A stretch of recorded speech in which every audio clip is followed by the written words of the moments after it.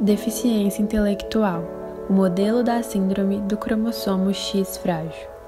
Para compreendê-la, vamos nos aprofundar em seus fatores genéticos, na sua herdabilidade, sintomas e possíveis tratamentos. Mas, antes de prosseguirmos, você sabe o que é inteligência? A palavra inteligência deriva-se do latim intelligere. O prefixo inter significa entre e legere quer dizer ler. Em síntese, o vocábulo se refere à capacidade de escolher entre as possibilidades e opções apresentadas. Entretanto, é importante ressaltar que o termo inteligência engloba uma série de capacidades cognitivas, como a lógica, memorização, comunicação, o aprendizado, entre outras. Uma maneira de analisar a dimensão dessas habilidades é através do quociente de inteligência, um modelo matemático para testar o desempenho dos indivíduos em diferentes testes. Os valores resultantes abaixo de 70 indicam uma deficiência intelectual que pode ser dividida em 3 estágios: leve, moderada e grave ou profunda.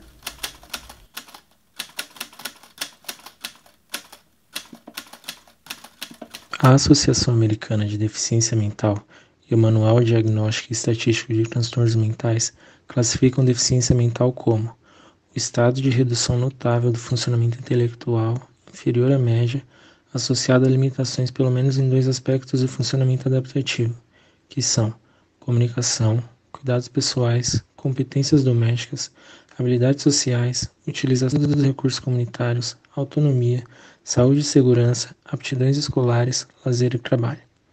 A deficiência mental manifesta-se antes dos 18 anos e é caracterizada por limitações significativas no desempenho intelectual. Ademais, é um quadro irreversível que atinge aproximadamente 3% da população mundial. Sua expressão fenotípica pode ter influência maior de fatores ambientais ou genéticos, a depender do estágio clínico. Por exemplo, acredita-se que estágios mais leves, que compreendem cerca de 85% dos casos totais, são desencadeados por interações de genes grandemente reforçadas por fatores ambientais, já que sua expressão está mais concentrada nas camadas socioeconômicas baixas e atrelada à desnutrição. Nos estágios moderados e profundos, mesmo que haja forte componente ambiental, o provocador fenotípico de maior relevância parece ser a genética, já que sua expressão aparece com a mesma regularidade em diferentes níveis socioeconômicos.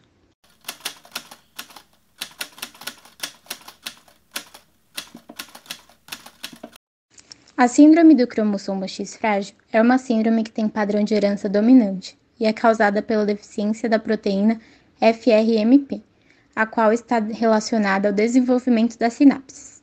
Ela ocorre por uma mutação em um gene localizado no braço longo do cromossomo X, o gene FMR1, fazendo com que o gene deixe de codificar a proteína em níveis adequados. A síndrome do X frágil tem esse nome pois, quando tratado em meio de cultura específico, o sítio frágil, formado devido à condensação inapropriada do cromossomo, é localizado por se diferenciar de um cromossomo normal.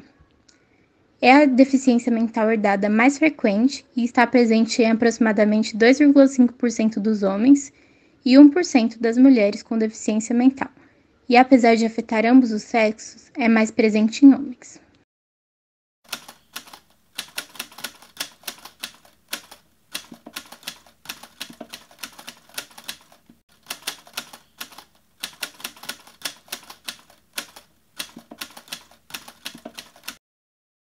A síndrome tem um padrão de herança dominante ligado ao cromossomo X.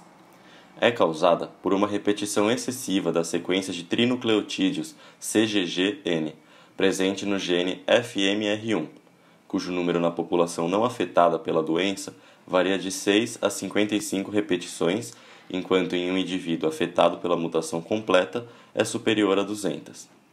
Quando o número está entre 55 e 200, tem-se o estágio de pré-mutação, que não manifesta deficiência mental, mas é transmitido no padrão de herança dominante ligado ao cromossomo X. Ou seja, mulheres portadoras apresentam risco de transmitirem aos descendentes, enquanto homens transmitem para todas suas filhas. Nos portadores da mutação completa, 1 a cada 4.000 homens e 1 a cada 8.000 mulheres, a síndrome se manifesta em quase todos os homens e entre 40% e 50% das mulheres, e somente elas apresentam risco de terem crianças afetadas pela doença, uma vez que os homens portadores da síndrome, em geral, não se reproduzem. Nos portadores da pré-mutação, mulheres apresentam risco de menopausa precoce e homens podem apresentar FX-TAS, caracterizada por ataxia cerebelar de início tardio e tremor de intenção, quadro que também afeta mulheres, mas em menor frequência. A mulher que porta a pré-mutação pode transmitir para a prole o cromossomo X, com o gene FMR1 normal, ou com uma pré-mutação, geralmente associado com a expansão da repetição do códon CGG, maior do que a sua, ou ainda uma mutação completa. Já o homem, portador de pré-mutação, transmite o gene alterado sempre com pré-mutação para todas as suas filhas, mas nunca transmite a alteração para seus filhos, que só recebem do pai o cromossomo X.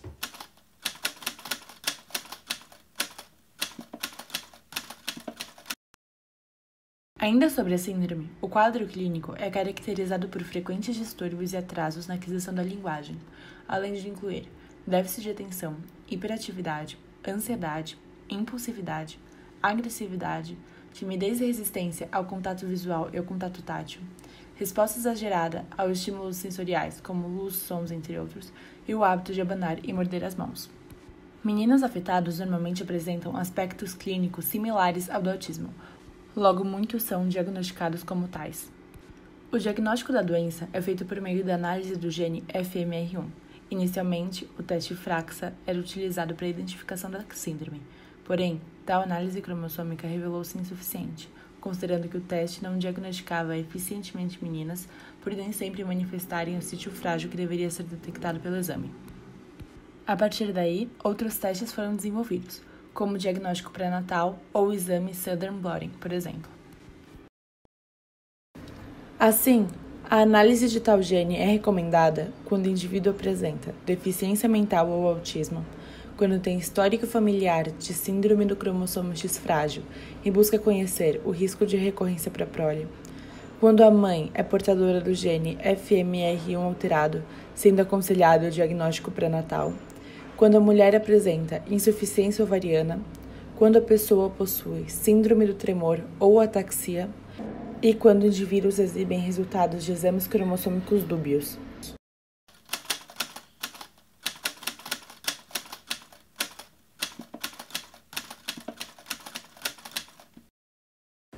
Ademais, alguns aspectos físicos podem sugerir a presença da síndrome do cromossomo X frágil no indivíduo, como a macrocefalia e o baixo tônus muscular.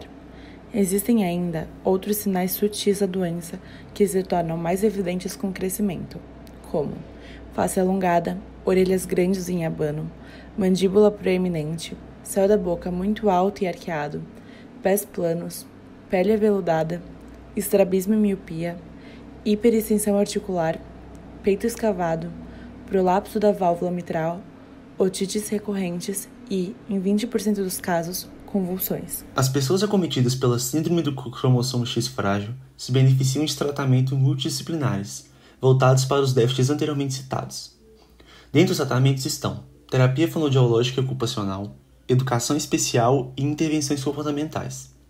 Pode-se ainda administrar remédios voltados para a amenização da hiperatividade, do déficit de atenção, a agressividade e a instabilidade emocional.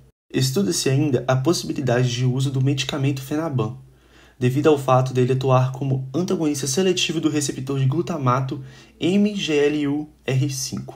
A efetividade desse novo tratamento estaria relacionada com a interação da FMRP com receptores de glutamato no controle da síntese proteica nas sinapses. O aconselhamento genético nas famílias em que ocorre a síndrome do cromossomo X frágil tem que se atentar não apenas com as probabilidades de risco de doença mental na prole de membros da família, mas também com as duas doenças que podem decorrer de pré-mutação. As mulheres que portam pré-mutação podem apresentar menopausa antes dos 40 anos. Em estudo de transportadores, demonstrou-se que a média de idade da menopausa precoce foi de 28,5 anos. É importante que se discuta essa possibilidade em relação às expectativas reprodutivas das portadoras e quanto aos desdobramentos médicos inerentes à menopausa precoce. Quanto à síndrome do tremor ou ataxia associada ao cromossomo X frágil, há o problema de o teste que detecta a pré-mutação ser preditivo para uma doença neurológica progressiva sem cura, contraposto aos benefícios da identificação de portadores como medida preventiva da doença mental.